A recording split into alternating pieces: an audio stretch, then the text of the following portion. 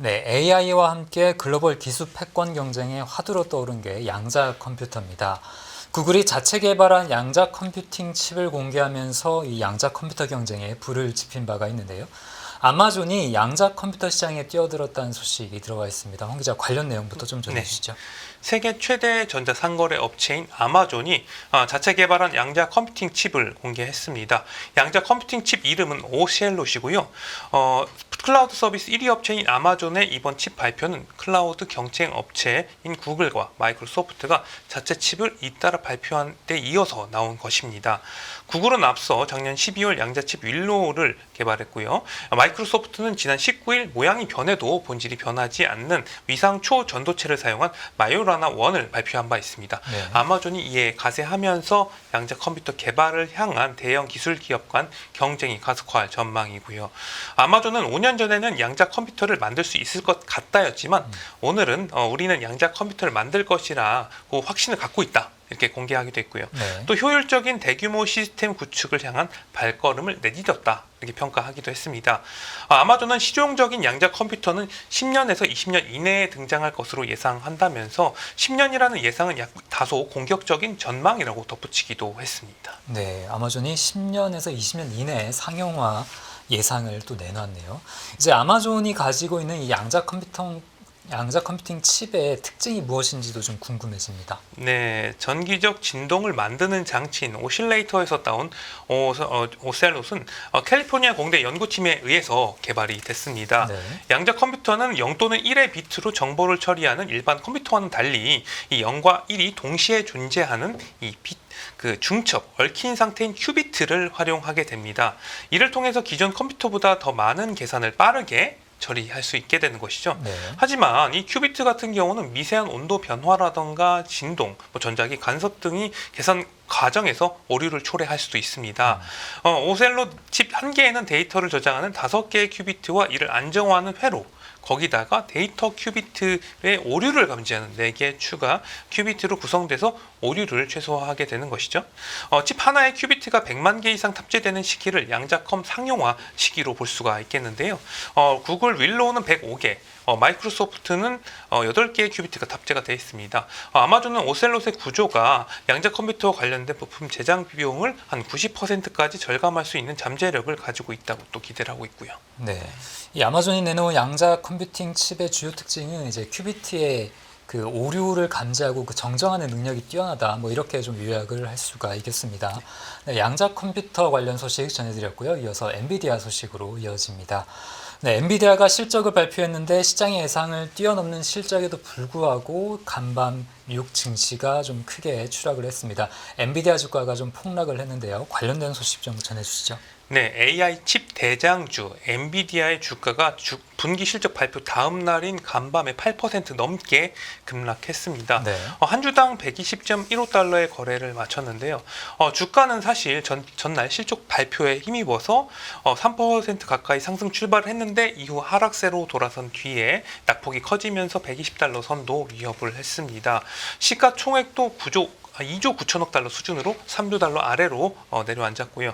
엔비디아는 지난 분기 매출과 주당 순이익이 모두 시장 예상치를 넘어서는 호실적을 발표했습니다. 특히 매출 대부분을 차지하는 그러니까 데이터 센터 AI 칩 매출 같은 경우는 1년 전 대비 한 93% 급증하면서 AI 열풍이 식지 않았음을 이제 알렸고요. 여기에 젠슨 황 CEO가 블랙엘 수요가 놀랍다면서 중국 AI 스타트업 딥시크가 오히려 엔비디아에 도움이 될 것이라고 밝히면서 딥시크 우려를 상당히 완화시키는 듯 했습니다.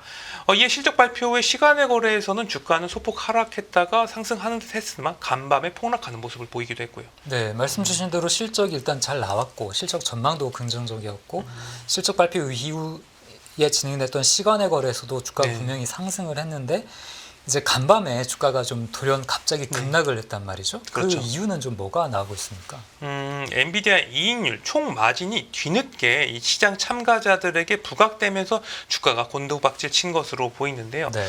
엔비디아는 2월부터 4월 매출이 400억 달러를 넘고 총 마진율이 70.6%에 이를 것이라고 예상을 했는데요.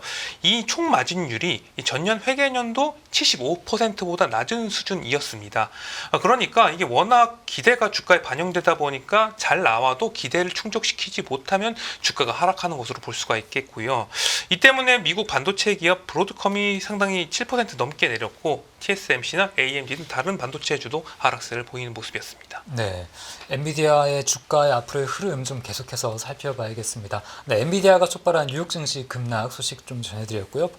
바로 이어서 오늘 코스피 시장까지 좀 정리를 해보겠습니다. 간밤에 엔비디아가 이렇게 떨어지고 나서 국내 금융시장이 충격에 휩싸였습니다. 코스피 같은 경우에는 전장 대비 3.4% 하락하면서 2,533선 부근에서 마감을 했는데요. 국내 증시 상황 먼저 좀 살펴주시죠. 네, 미국 증시 조정에도 원만한 상승세를 유지해오던 코스피가 이 트럼프발 관세 우려 재부각과 엔비디아 급락에 하방 지지선이 무너지는 모습이었습니다. 코스피는 3.3% 넘게 하락해서 2,532선까지 급락했습니다. 지수는 이날 1%대 약세로 출발해서 점차 낙폭을 확대를 해왔고요. 코스닥 지수 역시 3% 이상 내렸습니다. 도널드 트럼프 미국 대통령이 관세 관련 일정 발언을 번복하면서 선반영된 것으로 여겨졌던 관세 우려가 재차 부각된 것으로도 보이고요. 트럼프 대통령은 전날에 캐나다와 멕시코에 대한 25% 관세 조치가 오는 4월 2일부터 시행된다고 밝혔다가 발언 오류였다면서 시행일을 3월 4일로 정정을 해버렸습니다. 철저한 자국 중심주의를 내세운 종잡을 수 없는 이 관세 전쟁이 본격화될 것이란 전망이 커지면서 이 위험 회피 심리에 시동이 걸린 것으로 볼 수가 있겠고요. 네. 또 엔비디아 주가 급락도 국내 반도체 주식 시장 심리에 악영향을 줬습니다. 이에 삼성전자는 SK 하이닉스, 산미 반도체 등 국내 반도체 주가가 일제히 하락하는 모습이었습니다.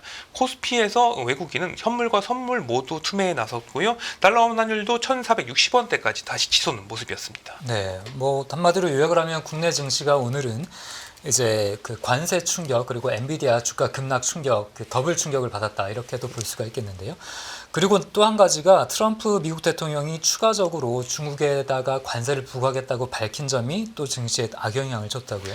맞습니다. 미국은 이달 초에 모든 중국산 제품에 10%의 추가 관세를 부과하겠다고 했는데 네. 다음 주에 추가 관세 10%를 더 부과하겠다고 밝혔습니다.